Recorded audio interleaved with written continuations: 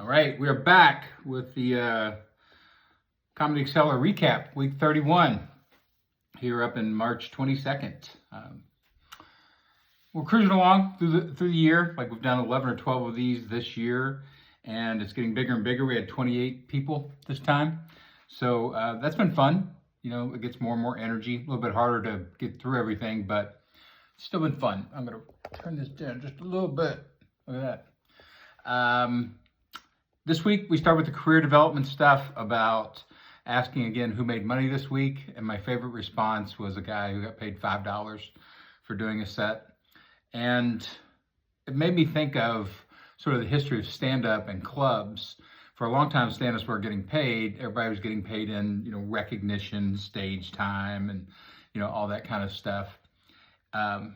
But in '79, I think it was, the comics at the Comedy Store, Letterman and Leno and some other famous comics went on strike and got the clubs to at least pay nominally, even for short sets and regular nights, non-weekend nights. I think it was like $20, still like $20 to $40 that you get for a set in LA. It has not changed. In 2006, the New York comics, Ted Alexandro, which I think is the closest thing we've got to a communist comic. He was also at the Democrats when they were protesting in the square and camped out. Can't remember what that was called. But they got the sets raised to like $50 to $150 per set in New York. Depending on where you're at and depending on a lot of different things. So at least there is some money in it. But it's kind of the nature of the beast. There's so many stand-ups, especially right now. I feel like it's 10x'd the amount of comics that there used to be. It's become such a cultural thing for the younger generation to think, I could do stand-up as a career, and to blend that over into an influencer career and digital and podcasting and all that kind of stuff. But stand-up kind of sits there still as this mythical core of it, this little pulpit that you have. But you're still not getting paid hardly anything for live stand-up unless you produce everything, and then you're getting paid for doing 9 jobs instead of 1. Until you become a theater draw. And even that, you got to still work hard to make sure you make the money, and all the people around you that are involved don't soak up all the money. So it's a thing that you got to get used to, and you got to fight your way through. And it's fair, like in some ways in Austin, it's not New York and it's not LA. Most of the clubs here, especially the open mics, are other comics. They're not really drawing an audience. The Comedy Mothership draws an audience, because Rogan is such a huge internet presence, and Kill Tony is such a huge internet presence that it's massively advertised. And so people come from all over the world to go to that club. And that's very unique, very special. So other clubs, they're not pulling audience. There's not a lot of money coming in, which means that the club's not making profit. They can't share profits with the acts. I think it's much more that owners now, they understand that they need to share profits with stand-ups, but you can't just, until there are profits. So that's fair in some ways. In other ways, it's not fair. You still need to be paid if you're working, but it's one of those things you're always going to fight in live performance.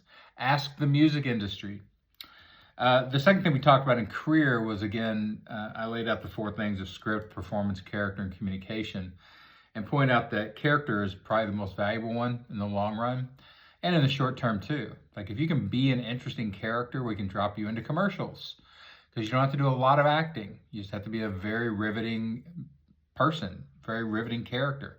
Something about you visually, or the way you move, or the way you sound, interests people enough to pay attention to that commercial a little more tightly, which therefore sells more products. So you can be dropped in as a character in a lot of ways, and a lot of different things. So I think all stand-ups should think of themselves as partly character creators. Then maybe you create a host of characters that you play. And if you're good at that, great. Maybe you become Larry the Cable Guy. Start as Dan Whitney and become Larry the Cable Guy, and become a multi-millionaire behind a character. If just your personality is a character, you can do that too. You just got to amplify it to make it to the point where people see it, they understand the character, and they like the character. They find it interesting. Or they hate the character so much that you can also get into the media. And I use the example sometimes of Mike Tyson, how he was a famous boxer, great boxer, but he got way more famous for his personality and his flaws and his quirks and the ways he talks and the things that he said and the things that he did, both, criminally and just sort of weird culturally. People found him very interesting. and he's still hanging around. That's why they can drop him in movies like The Hangover. Can't act, can't do anything, but you drop him in there and people are like, oh, I want to see that, see what he does. So then we moved over to skill development, second part of the workshop, and again went through the big 4 areas: script, performance, character, and communication. This week we were working on continuing on writing biographical content, turning biographical content into script, into bits. So this week was about family members. It was pick a family member. It doesn't matter if it's in your intimate family, your current family, your past family, families that you know, way in the past, like extended family, doesn't matter. But if you have some kind of family connection to a family member and they're an interesting / stand-upable character, then to write a bit about them. And it's amazing like how quickly that will grow material. Like when you actually do an audit of all the people you're connected to, familial connections, and how odd they are and their weird stories, you can now poach from everybody else's story, which gives you a lot more to talk about. So we did that. We used that for the 20-minute writing exercise. Everybody picked a family character or 2. We created 4-person writing groups. You pitched that content, you give out that information about that character, and then the other 3 people were your writing development staff. So we did that very quickly. Again, I think that's good experience. It just blows up bigger when you get a job.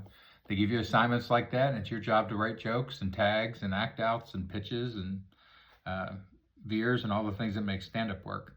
I don't know how pitches got in there. But in the performance hour of that, we had 13 people go up, burning through people as fast as we can to get as many people as we can on stage. Everybody has a minute. We had a lot of information about colorful characters from people's families. And the 2 things that emerged sort of as advice, if you're going to do that type of material, is number 1, perform it. Like if you're going to talk about your mother and how crazy she is and how she smokes cigarettes, do an act out. Like bring that character to life. That means try to get a voice, try to do her dialogue, her mannerisms, how she talks, how she walks, how she moves, her hand gestures, to bring her to life. And that's a great place to do act outs. The second thing is to add details. So you can't just say my grandmother's crazy or I have a brother who's schizophrenic.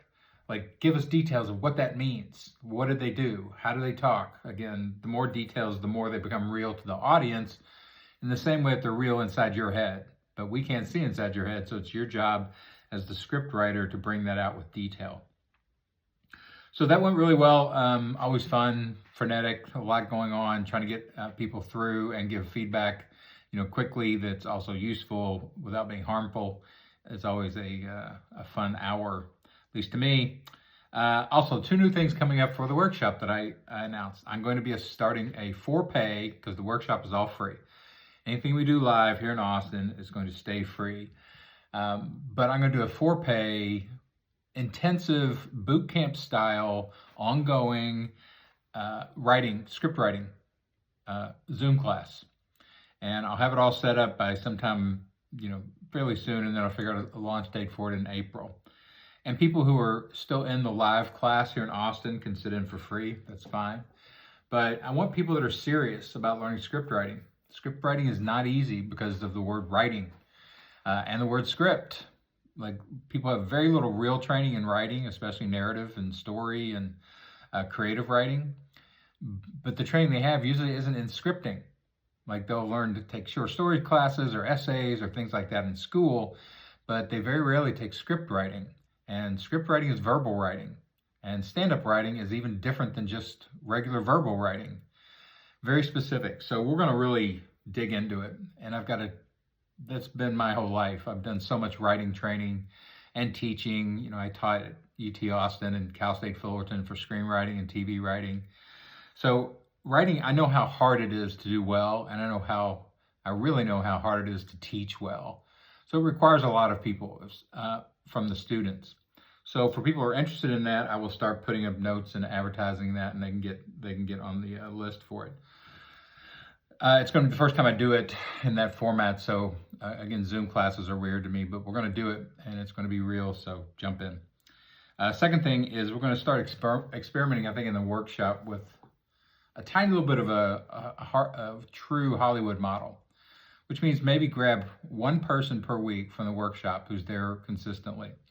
And everybody else in the workshop is going to be hired as that person's support staff for a week, which means the way they do it in Hollywood is you have a TV show, maybe around one person. Here's a talk show about this, run by this one host. There's 100 people back here supporting that person and doing jobs to make that viable, to make it work, to make it good. So I want to experiment with that a little bit here in Austin, which can mean everything from that person that we have assistants, like writing assistants and personal assistant. They should have a publicist. They should have a booker who's going around getting them work. A publicist who's trying to get them in the media and get exposure for them. They should have a team of writers. They should have a director, a coach, therapist, somebody make them feel good about where they are in stand-up and life.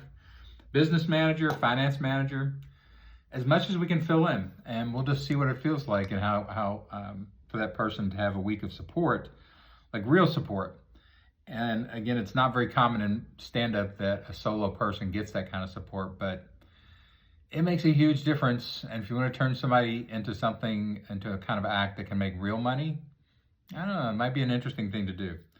Because I try to support as much as I can on my side, and I've got producing skills, and I've got writing skills, and I can do some coaching. I can even do a tiny bit of therapy if you convince me to, and the writing. But, 30 people doing it, as opposed to just me, you'll start to feel some real support if we can do it correctly. Then we jumped over to the saloon again. The saloon is, again, sort of drifting out the audience because it's on Sundays from 6 to 8. It's downtown Austin. It's hard to get people out, so we've been barking people in.